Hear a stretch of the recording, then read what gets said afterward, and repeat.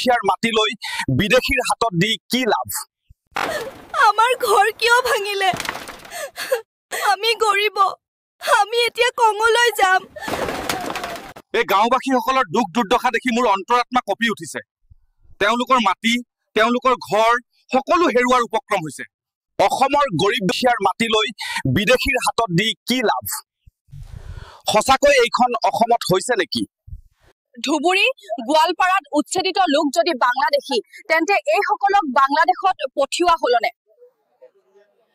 যদি এতিয়াও বাংলাদেশত পঠিওৱা পৰা নাই, তেনেহলে উচ্ছেদ কৰি আছে কিয়?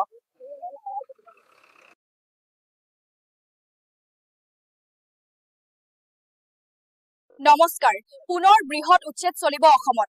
আন এক খবৰ হবেই আকৌ উচ্ছেদ চলিব ৰাজ্যত। জানো আহক কত চলিব উচ্ছেদ। 17 আগষ্টত বিশ্বনাথত হব বৃহৎ উচ্ছেদ। চৰকাৰে সাজু কৰিছে বেদখলকাৰীৰ তালিকা। আকৌ উচ্ছেদ চলিব ৰাজ্যত। কেৱল উচ্ছেদ কৰি আছে, কিন্তু এইসকল লোক সঁচাকৈ বিদেশী নে? কত কেনেকৈ থাকিব এইসকল লোক? অনুগ্ৰহ কৰি ভিডিঅ'টো শ্বেয়াৰ কৰিব। উচ্ছেদৰ ফলত বহু পৰিয়াল ঘৰৰ পৰা উচ্ছিন্ন হবলগীয়া হৈছে।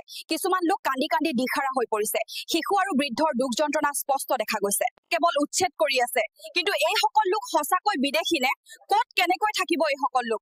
অনুগ্ৰহ কৰি ভিডিঅ'টো শ্বেয়াৰ কৰিব। এখনবে হিন্দু মৌলবাদীয়ে এজন মুছলমান লোকক তেওঁৰ দাঢ়ি টানি নিৰ্যাতন চলাইছিল। এই ঘটনাই সমাজত উদ্বেগ আৰু ভয়ৰ এক পৰিৱেশ সৃষ্টি কৰিছে। বিগত কেইদিনত বিভিন্ন ঠাইত সংঘাত আৰু আক্ৰমণৰ ঘটনা সংঘটিত হৈছে। বহু পৰিয়াল ক্ষতিগ্ৰস্ত হৈছে আৰু বহু লোক দিশহাৰা হৈ পৰিছে। উচ্ছেদ চলি আছে, কিন্তু প্ৰশ্ন উঠিছে বনো এইসকল লোক সঁচাকৈ বিদেশী নে? যদি নহয়, তেন্তে এতিয়া তেওঁলোকে কত থাকিব আৰু কেনেকৈ? উচ্ছেদৰ ফলত বহু পৰিয়াল জীৱন যাপন সমস্যাত পৰিছে।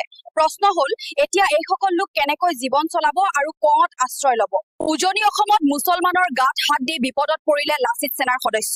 ইটাবাটত কাম কৰি থকা এজন লোকৰ ওপৰত আক্ৰমণৰ ঘটনা ঘটিছে। ঘটনাৰ পাছত পুলিচে 6 জনক লাচিত সেনাৰ সদস্যক আটক কৰিছে। বৰ্তমান তদন্ত চলি আছে। এই ঘটনা সমাজত গভীৰ উদ্বেগ সৃষ্টিকৰ